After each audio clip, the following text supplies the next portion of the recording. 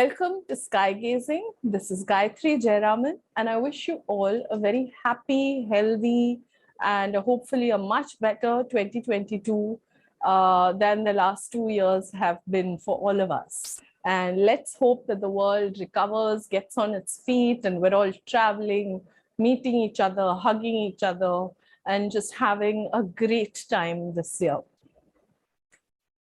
I hope that as this year unfolds, what will happen is we will each become creators of our own destiny. That's what I wanted to talk to you about in today's session, is this act of creation. Especially in these days of startups and unicorns and self-made billionaires, we see a lot of us kind of hoping to get our first jobs in these great new, young, vibrant startups. And that's what we've also come to associate startups with, this young, vibrant energy, ideas, creativity, new ways of thinking. And I have a question for all of you today. Why don't you this year, 2022, make yourself your own unicorn, become your own venture capitalist, and make yourself your best investment yet? I was reading a book called The Artist's Way by Julia Cameron. It's one of my favorite books, and I highly recommend it, in which she talks about a very simple principle. She comes at the act of creativity, the act of creation, as a sort of continuation of seeing that we are creations, right? We are creations of God, we are creations of our parents, we are creations of a community, an idea, an ethos, whoever we are, however we think. And therefore it becomes somewhere our purpose, even our duty, to further this act of creation through ourselves. Those of you who have been, part of the channel for a very long time, you would have seen my video on abundance. And somewhere in that, I talk about how abundance is this principle of energy which has to keep flowing, right? And I think somewhere that's where also how Julia Cameron discusses creativity. If we are creations, then creativity has to pass through us. And we have to get out of our own way and stop blocking that act of creativity. Of course, for different people, creativity means different things. Traditionally, in the social sense, we've always meant it in terms of procreation. The creation of children is the next step of furthering who we are, our identity, our family, our community, our language, our customs, and we try and pass down those traditions to our children. But a lot of people, especially in this age, don't feel the need to have children at all, or would rather express their creativity in a completely other way. In this era of the startup, the burst of creativity has come to mean a new idea, a new way of life, a new technology, a new application not just in terms of the technology, but a new application of living to the ways in which we each sort of see society and services, and what connections are possible, different magical almost ways of connecting the dots. And that is what has changed our landscape for the last decade or two. So my question to all of you today would be to reconsider this year in that sense of if you were your own startup, as in not what can you create, what technology can you apply, what application can you use. I'm not talking in terms of being an entrepreneur yet. Of course, if something great comes out of it, then please do give me credit in stock options in your company. But the principle is, if you were your own startup, how would you conceive of yourself? And I think the first question that we all have to ask ourselves in that is, am I valuing myself correctly, right? Anybody who's thinking of beginning a startup knows that if you don't value yourself correctly, all your calculations go off from there. You can miscalculate and overestimate yourself. You're unlikely to get the funding you need or the boost that you need, as we've seen with some difficult IPOs in the last year. overvaluation really hurts a company. It's not really a virtue. But also, if you undervalue your company, you're undermining yourself. You're not catching the momentum of the market as it is moving. You're not getting the funding. You're not catching the eyeballs. So it's very essential, and we understand this in business terms, that if I have this little venture of mine, I must value it correctly. When you apply that to yourself, you see that what we need is a sense of self-worth. And a sense of self-worth is not like a lot of affirmations and, manifestation gurus. I have great respect for manifestation and, actualization. But I think there is also a bit of misconception around it, where if you just keep saying it enough, it will come to fruition. It is more that you have to see yourself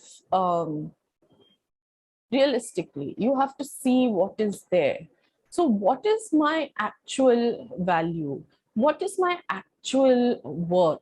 And when I try and evaluate my value with a lower sense of self-worth, then I am not doing myself justice.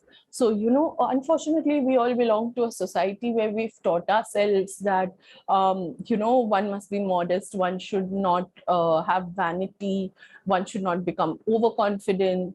There is a fine line between self-evaluation and arrogance, yes, but you are also not doing yourself any favors by undervaluing what you have. So therefore, it is necessary to come to an understanding of what your values are, what you are good at, what you know that your merit is. You can feel proud about your accomplishments, your confidence. Only then will you be able to move ahead. This is something that I see very often with gurus like Dzongkhar Khyentse Rinpoche, or any other sage, seer, monk, genuine leader who accumulates a lot of people like the Dalai Lama, okay, around them. Just observe one of their videos or one of their sessions or talks, and you'll see that there are a lot of young people who give them a lot of praise. And if you just observe their reaction, they neither dismiss it. They will never say, "Oh, no, thank you. You're praising me too much." Nor will they accept it in a way that makes them sound pompous and arrogant. And if you watch that, I think that is, just a beautiful example of what is exactness of worth. It is also very essential for growth in spiritual practice. I cannot overvalue my meditative practice, nor can I undervalue it, because how will I know where to progress from? If you translate it into a mathematical equation, x plus y is z, and I get a specific answer after solving that equation, I have to know exactly where in that equation I may or may not have made a mistake. So if I've got it right, it should give me the confidence that I can go on and solve more difficult equations. Therefore, I have to acknowledge that I have got it right, that I have cracked the formula, that I know how to apply it. In the same way, in our lives, it is important to look at what we have accomplished and say, yes, I know how this works. I know how to function in this situation. I have the confidence to address a crowd of 1,000 people. Maybe, if I've practiced a while with a crowd of 10 people, 50 people, open mics, tomorrow I can hold the audience in a stadium. But if I've not evaluated that and said to myself, I know how to do this, I will go in front of a crowd of 1,000 people and I will bomb very badly. So the evaluation of the self is extremely, extremely crucial. Neither with an attitude of arrogance nor with an attitude of false modesty. False modesty is as harmful as arrogance, right? So it's necessary to come to a measure of self-worth. Once you have valued yourself, then it's important to say, what can I create from what I have? And that's why the value is very important, because when you say, I know my value, I know my assets, I know my skills, then you can say, I really want this to create. I want this to multiply. I want this to offer things to people in specific ways. And when that comes from a space of reality, then what you're offering will not become a struggle. You will know exactly how to offer, how much to offer, in what ways you can offer, in what frequency you can offer. For instance, if I come on this, YouTube thing and I say, I'm going to be giving you one hot shot video every single day. I know I cannot do it because I also have other commitments and I'm doing this on myself. I don't have a video editor. I have other things. So I will create an unrealistic expectation in you, which I will fail to sort of fulfill. And please, third step is to hire your dream team. Just as you would recruit people for a startup that you wanted to create, build, or invest in, look around you. Who are the people who can best support you? In what role? And this is a mistake that we make in our lives. We pick one or two people and we expect them to support us in everything. So then we will go to a partner, we'll go to a parent, we'll go to a child, and we'll say, you were supposed to be my support and you were supposed to know everything about me. And that person might be very good at supporting you in one aspect, but not the other. For instance, a parent might be packing you a nice lunch and making sure you're well nourished, but they may not really understand anything about your financials. And it's a little unrealistic, to ask a person who's supporting you in one way to extend that support in all possible ways. So therefore, it is necessary to build a dream team of different people who can support you in different ways, who you can go to for advice. So, have a mentoring level, have a peer group level, have a sort of test audience level, right? So let's say that my project is that I'm writing a book and I want to go to somebody who has a lot more experience than me. I want to know what people in my peer group are doing, and I want to know what somebody who is a reader will think of it. So I would like to give my manuscript to 2 or 3 people to read before I kind of finalize on it. Same way, as an individual, who do you go to for advice? Who is your peer group? Who are the people who are the receiving end and who can give you an idea of what you sound like? This gives you different access to different strata of society, different age groups, different demographics, and different kinds of support. The younger person might be able to keep you clued into what's changing in society. The older person might be able to give you an idea of what needs to stay. And your peer might be able to give you some support on how you fit in between these two.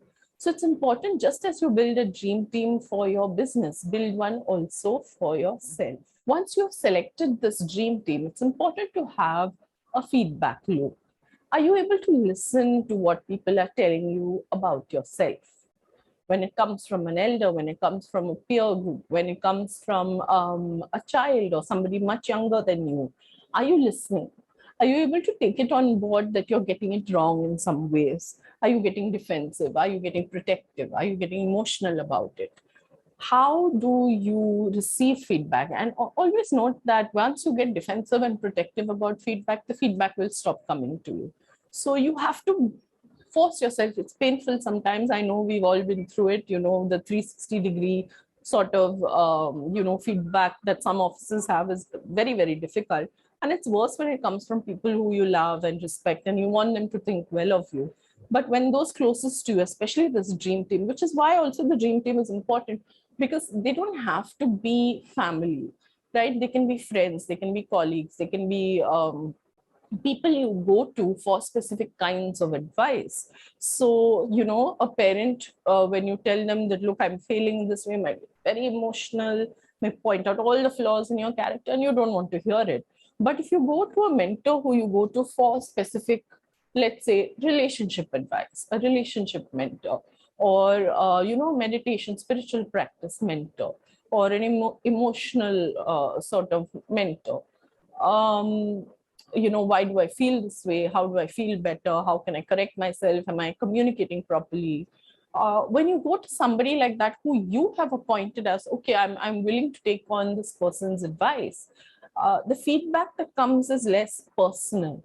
They're not going to start telling you everything you did wrong from, your fourth standard. So you take it also differently. That's also why when you build your dream team, it's important to assign people different roles based on different needs that you have, which you will only understand once you recognize your value. And because recognizing the value also comes with recognizing the flaws, the needs, the gaps where you need somebody to fill you in. And so you see, once you start looking at yourself as a startup, as building towards yourself being a unicorn, uh, you make yourself your best investment. You give yourself the best chance that you have to succeed. Build a network of support. You take on feedback and criticism. You also make sure that your feedback loop includes praise. And you come to a very steady self-evaluation of who you are and how you are. And you have this rich appreciation for yourself. And by the end of the year, if you map this out in a very systematic way, you'll find that you're the best investment you could ever make. So don't lose out on that opportunity. The market is hot. It's the 1st of Jan. And I hope you're bringing out your checkbook and writing checks to yourself. Yeah. So I will be posting a little more regularly, not every day, but as often as I can, at least once a week. So do remember to like, share, subscribe, hit the little reminder icon so that you will get notifications whenever a new video is up. Take care. Have a wonderful 2020.